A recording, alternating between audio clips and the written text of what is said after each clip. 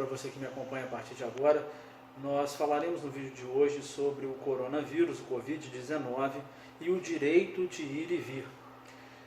Em tempos de crise, e numa crise sem precedentes como temos hoje do coronavírus, o direito se vê lançado sobre uma série de desafios e tem de responder às questões últimas relativas aos problemas que lhes são impostos. No caso do coronavírus, o direito de ir e vir sofreu modulações das mais diversas nas últimas semanas. Com a edição da Lei 13.979 de 2020, pelo atual governo, está autorizado em âmbito nacional, por meio da União, dos estados e dos municípios, isolamento, quarentena, medidas compulsórias como a exumação, entre outras, conforme a gravidade do vírus se espalhar. Diante de tudo isso, várias questões surgem. A primeira delas a respeito do direito de ir e vir. Para poder respondê-las, é necessário entender de onde nasce o direito de ir e vir. O direito de ir e vir é um direito constitucional, um direito previsto na Constituição do nosso Estado, um direito fundamental que tem sua previsão lá no artigo 5º, no inciso 15 da Constituição Federal, e que garante o direito de ir e vir dentro dos limites da lei, em tempos de paz, para toda e qualquer pessoa. Tá? Esse é o primeiro ponto. Só que mesmo sendo um direito fundamental, esse direito pode sofrer limitações conforme as circunstâncias. Em circunstâncias normais, vamos colocar dessa forma, esse direito pode sofrer limitações de ir e vir, por exemplo, num pedágio, pode sofrer limitação de ir e vir, por exemplo, quando a gente está diante de uma extradição, pode sofrer limitação quando eu tenho uma prisão, por exemplo, seja ela criminal, seja ela de uma natureza, por exemplo, de uma pensão alimentícia. Existem ainda duas outras situações já em caráter de exceção, onde o direito de ir e vir já era previsto pela Constituição Federal, que é no artigo 136 e no artigo 137, que falam do estado de defesa, que é destinado às calamidades públicas ou grave perturbação institucional, ou no próprio direito, no estado de sítio, que é uma grave crise nacional, onde pode ser decretado o estado de sítio, tá? Em caso de guerra, em caso de ataque armado por uma nação inimiga, por exemplo, o estado de sítio pode ser instituído. Todas essas medidas já existiam, já eram previstas antes da Lei 13.979 de 2020, que é de fevereiro, agora no mês passado. E com o coronavírus e a necessidade de se regular uma situação que até então era imprevista, não se podia imaginar que chegaria a tal ponto, e essa evolução nos últimos meses, lembrando que o vírus vem desde o final do ano passado, trouxe a necessidade de uma edição de uma lei extraordinária específica para isso. Essa lei foi aprovada com apenas 2 dias, para poder regular esta situação. A limitação, portanto, é estendida no âmbito da esfera da União, dos estados e dos municípios. Lembrando que os estados e os municípios só podem fazer as limitações desde que autorizados pelo Ministério da Saúde, quem toma a primeira partida, vamos dizer assim, com essas medidas relativas a isolamento, a quarentena, e caso hajam de forma contrária, podem sofrer sanções. Um exemplo importante é a respeito de São Bernardo do Campo. A Prefeitura de São Bernardo do Campo, essa é uma informação pública, eu coloquei aqui na descrição a reportagem, tomou a liberdade de editar uma lei que restringia aos idosos o uso do transporte coletivo urbano, que restringia aos idosos o acesso, o direito de ir e vir. Tá? Houve a contestação dessas medidas, chegou-se até o STJ, onde ficou definido que somente o STF cabe tratar a respeito deste assunto, ou seja, da limitação do direito de ir e vir dos idosos. Então se percebe o grande problema que já se encontra jurídico de uma medida que já decorre de uma lei, mas que essa aplicabilidade, que essa interpretação já causa dúvidas, como já é de se esperar. Como disse no início do vídeo, o direito é sempre a tentativa de tratar a última razão das coisas. Quando tudo está muito mal, recorre-se ao judiciário, recorre-se ao direito para tentar apresentar uma solução. Mas o próprio judiciário, os próprios operadores do direito em todas as suas esferas, também se deparam com o desafio de interpretar da melhor maneira. Isso porque, diante de uma situação totalmente nova, de uma lei que foi editada mês passado, tem-se pouca referência e a própria lei, apesar das suas melhores intenções, não é impossível que ela abarcasse todas as situações que o direito prevê.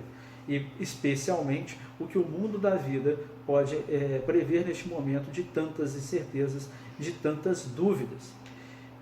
Dito todas essas questões, as medidas de proteção da Lei 13.979 de 2020 têm por objetivo isolar aqueles que já estão doentes, colocar em quarentena aqueles que apresentam um grupo de risco e colocam outras medidas compulsórias, como realização de exames, se for o caso, ou a exumação de cadáveres, se for o caso também, para tentar, de alguma forma, da melhor forma possível, abarcar as situações possíveis que o coronavírus pode arrecadar nessa passagem dele.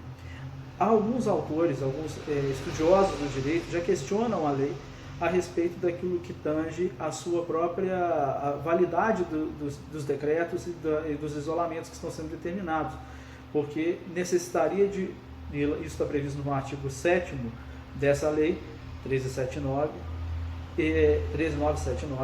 que para que os atos de isolamento tenham validade, é necessário que o ministro da Saúde decrete o prazo o qual durará essa situação de calamidade da saúde. E isso ainda não ocorreu. Então, alguns já falam nesse sentido, mas outros já falam que isso não tem razão de ser no momento, que as medidas já estão sendo tomadas, o ministro já se manifestou de outras maneiras. Então, perceba que já há um grande problema, uma grande discussão ao entorno disso. Então, isso é um esvaziamento da lei? Inicial, é uma confusão para o direito? É um desafio? Olha, o desafio sem dúvida é isso, porque mesmo ignorando a questão legal, indo para uma questão prática, se chegarmos num momento que a explosão de casos seja tamanha e que alguns tenham a ideia de ingressar ao judiciário para garantir vagas em hospitais, o Estado não pode se negar a prestar a saúde, é um dever dele, está lá no artigo 206. Mas na prática nós não teremos leitos suficientes para o número de pessoas. Eu coloquei uma matéria aí na descrição desse vídeo, dizendo que existem no Brasil desertos de UTI, que as UTIs estão localizadas nas regiões sul, sudeste, nordeste e na região do norte e do noroeste não tem o número de leitos compatíveis. Então, mesmo que haja uma decisão judicial nesse sentido, ela não vai conseguir proteger o indivíduo de fato, na prática. Então se percebe que é um problema também que extravasa a própria questão da lei, que simplesmente a edição da lei, a folha de papel, não é capaz de abarcar todas as situações, de uma maneira prática. Então já é um segundo problema.